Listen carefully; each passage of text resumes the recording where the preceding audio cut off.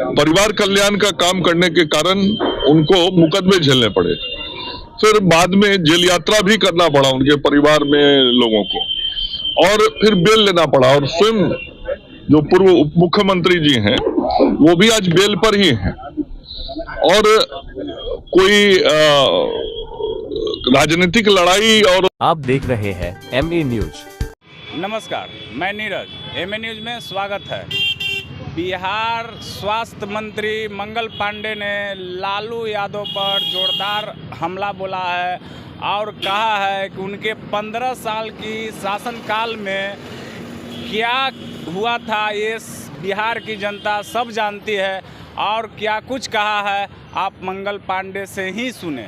बने रहिए MA news के साथ। सर, तेजस्वी यादव यात्रा पर है, जिस तरीके से उन्होंने कहा कि महानियोजन हमारे सरकार बनेगी। ये एक तो राजनीतिक रूप से बेरोजगार आदमी है, लोगों पे मत रखिए ना। तो जो बेरोजगार होता है वो काम धंधा खोजता रहता है। तो राजनीतिक बेरोजगार के रूप में तेजस्वी यादव जी, उनकी बातों की विश्वसनीयता की बात है।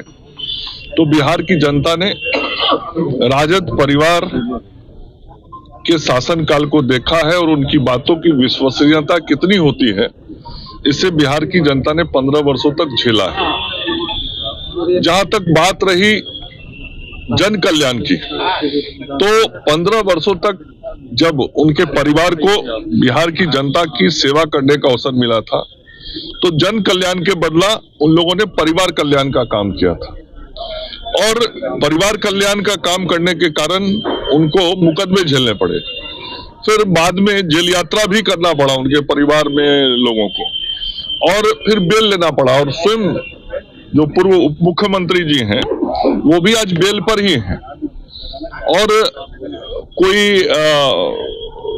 राजनीतिक लड़ाई और वैसे मामलों में बेल पे नहीं है, भ्रष्टाचार के मामले में बेल पे।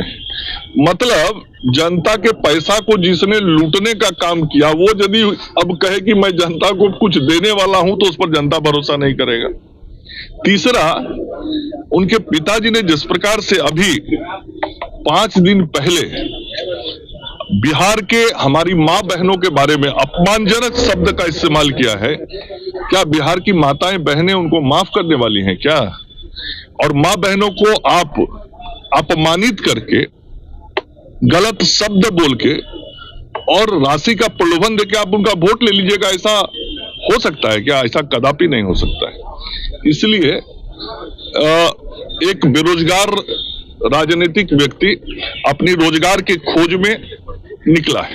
यूपीएससी के परीक्षा मामले में मुख्यमंत्री जी की यात्रा क्यों टाल दी गई? वो तो मुख्यमंत्री जी की जो व्यवस्थाएं हैं, उन व्यवस्थाओं के अनुरूप उनके कार्यक्रम बनेंगे। मुख्यमंत्री जी पूरे बिहार में जाएंगे। कब से यात्रा? तो मुख्यमंत्री सचिवालय माननीय मुख्यमंत्री जी से बातचीत करके सब तय करेगा। यूपीएससी परीक्षा जो हुआ है उसमें एक अब जो बातें आ रही है कि उपद्रवी तत्व जो है, इसको पूरा जो है, नहीं देखिए, ये तो बहुत साफ समझ में आ रहा है हम लोगों को भी कि जिस प्रकार से घटनाक्रम को अंजाम दिया जा रहा है और अंजाम दिया गया, वह कहीं से लगता है कि सुनियोजित तो नहीं था।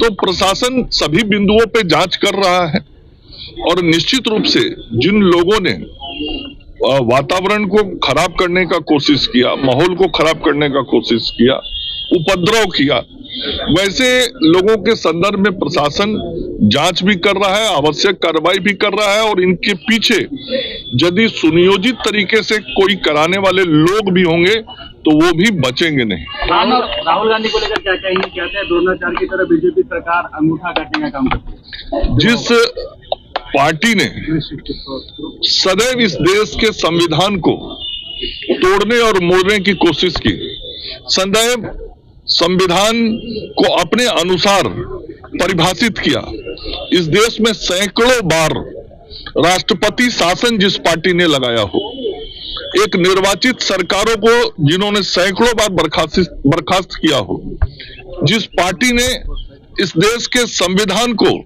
समाप्त करके आपातकाल लागू किया हो, उस पार्टी का कोई नेता यदि इस प्रकार की बात करता है तो उसकी बातों पर जनता कभी विश्वास और भरोसा नहीं करने वाली। देश की जनता को विश्वास नरेंद्र मोदी जी पर है, एनडीए गठबंधन और नेतृत्व पर है। और मोदी जी और एनडीए के नेतृत्व में भारत का संविधान पूरी तरीके से सुरक्षित भी है और भारत के संविधान के अनुसार ही सारी व्यवस्थाएं चल भी रही हैं। इन लोगों को अनपच इसलिए हो रहा है कि पिछले कई वर्षों से चूंकि देश की जनता ने उनके हाथों में सत्ता नहीं दिया, तो पिछले कई वर्षों से वो संविधान का दुरुपयोग कर नहीं पा रहे हैं, इसलिए अकुलाहट है उनके मन में। कांग्रेस 70 सीटें मांग रही है गठबंधन में, क्या इंडिया ब्लॉक एकजुट नहीं लग रहा है? भाई सब तो रोज लड़बे न करता है, ये लोगों का काम क्या है।